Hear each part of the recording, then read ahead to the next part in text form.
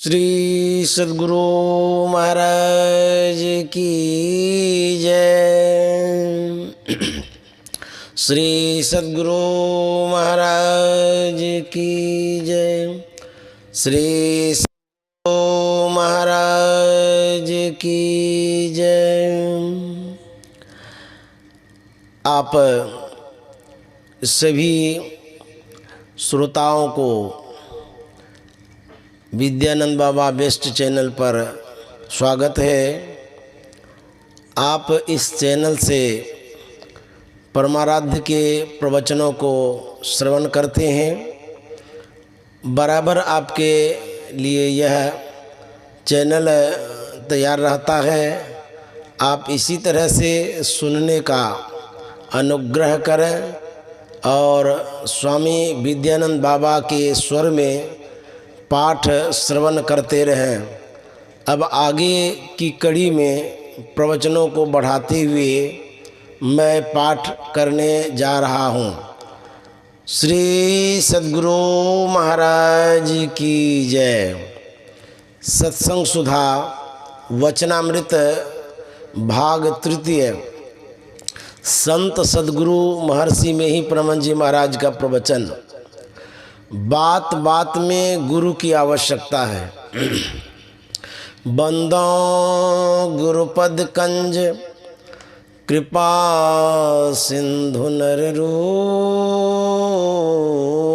हरि मामोह तम पुंज जासु बचन रवि कर निकर। प्यारे लोगों, इस शरीर की हालत आप लोग देखते हैं।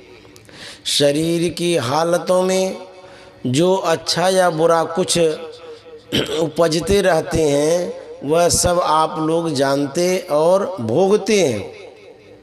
सबके लिए यही बात है।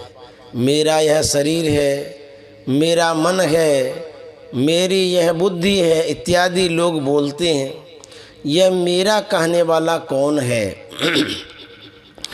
इसको पहचानना चाहिए। बाहर संसार में तमाम घूमो और पूछते रहो कि मेरे को बता दो, मेरे को बता दो। कोई कहेंगे कि यह पागल है, कोई कहेंगे कि ज्ञान की बात कर रहा है। जो अच्छे लोग हैं, विशेषज्ञ हैं, वे कहेंगे तू अपने में खोज तो अपने को पाएगा। अपने में अर्थात अपने शरीर में खोजोगे तो अपने को पा जाओगे। इस खोज में कोई अपने जानते लाख कोशिश करे, कोशिश में लगावे तो भी इसका पता नहीं पा सकता। यह पता कोई तभी पाता है जिसको पता बताने वाले मिले हैं। उनसे जाकर पूछिए। जिनको पता मिल गया है वे ही अंतर साधन करने वाले पूर्ण साधु संत हैं। साधु संत को इसका पता मिलता है इसलिए कि वे अपने अंदर खोजते हैं। अपने शरीर के अंदर खोज कर लीजिए। अपने को समझें कि अपने शरीर में मैं कहाँ रहता हूँ। शरीर के ऊपर तो कहीं बैठा नहीं हूँ और अपने को विश्वास भी नहीं कि मैं शरीर हूँ। खोज करे जहाँ वह बैठा है। बाहर में कहीं बैठा नहीं है, अंदर खोज करे। बाहर का देखना छोड़कर अंदर में आंख बंद करके पूछे मैं कहाँ हूँ। उत्तर आवेगा कि अंधकार में हूँ। अंधकार कहाँ है? आँख में है। यहाँ से खोजना आरंभ करो। जब तक अभ्यासी गुरु नहीं मिलेंगे कैसे खोज करोगे? पता नहीं मिलेगा। बात बात में गुरु की आवश्यकता होती है। बिना गुरु के एक अक्षर नहीं सीख सकते, माता पिता भी नहीं सिखला सकते।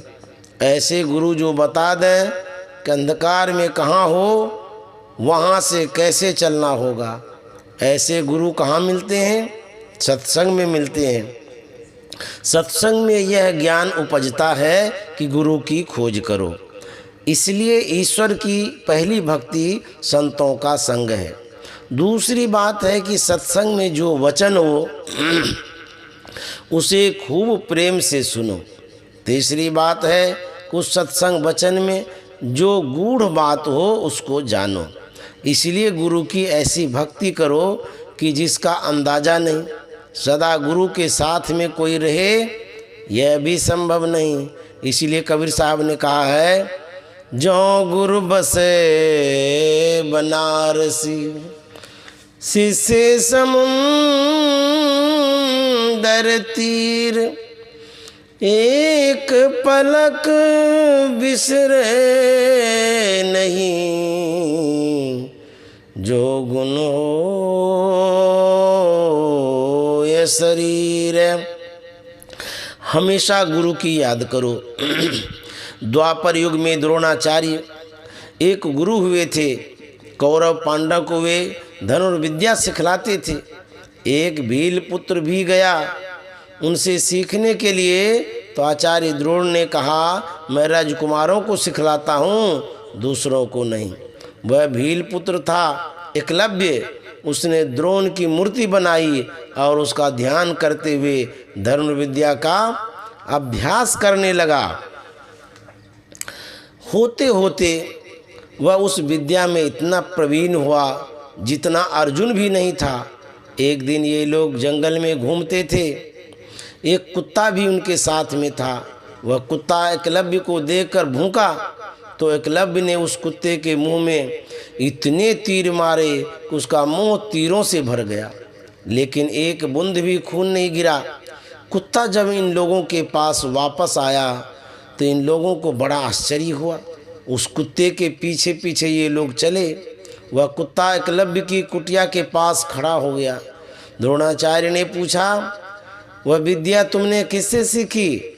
एकलव्य ने कहा, आपसे। आपकी मूर्ति बनाकर और उसका ध्यान करके मैंने इस विद्या को हासिल किया। कहने का तात्पर्य है कि जिसको गुरु में ज़्यादा निष्ठा होती है यह किसी न किसी तरह विद्या पाता है। गुरु के ख्याल से, गुरु के संग से लोग विद्या पाते हैं। राजा उत्तानपाद का पुत्र ध्रुव था। उसकी सौतेली माँ ने उसे पिता की गोद से उतार दिया। ध्रुव तपस्या करने जंगल चला गया। पांचों भाई पांडव एक माता के नहीं थे। युधिष्ठिर, भीम और अर्जुन की माता कुंती थी। नकुल, सहदेव की माँ माद्री थी। सब सौतेली माताएं एक सी नहीं होती। कुंती ने नकुल और सहदेव को बहुत प्यार से पालन पोषण किया। किसी माता को यदि सौत पुत्र हो तो उसका प्यार से पालन करें और सच्चरित्रता धारण करें। कुंती बड़ी सती थी और बड़ी विरक्ति उनमें थी।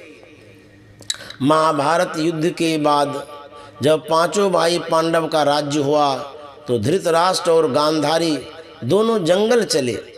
उनके संग कुंती भी जंगल चलने लगी तो उनके पुत्रों ने इन्हें मना किया। कुंती ने कहा, मैंने अपने पति के समय में बहुत कुछ पाया, मैं भी अब जंगल जाऊंगी। उन लोगों के साथ कुंती भी चली गई। लोगों को चाहिए कि सौत पुत्र को सुदृष्टि से देखे और पतिव्रता भी रहे। पतिव्रता हुए बिना पवित्र हृदय नहीं होता।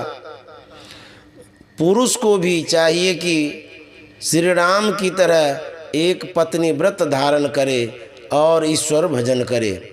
इसमें कौन मना करेगा? जिसका हृदय प्रशांत महासागर की तरह स्थिर हो गया है। प्रशांत महासागर में ढेब नहीं उठता और अन्य समुद्र में ढेब उठता है, वही शांति पाता है और हृदय शांति नहीं पाता। जो शांति पाता है तो वह परमात्मा को पाता है।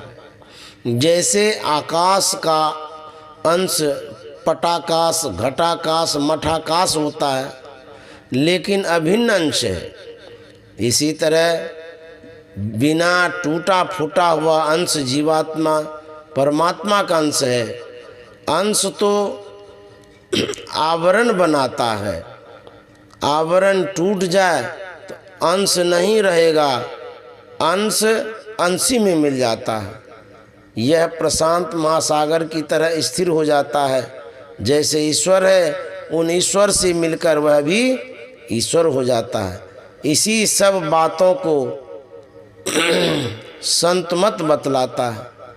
श्री सद्गुरु महाराज की जय। संत सद्गुरु महर्षि मेही परमहंस जी महाराज का प्रवचन संथाल परगना में दिनांक 19/11/1976 ईस्वी को हुआ था। श्री सद्गुरु महाराज की जय।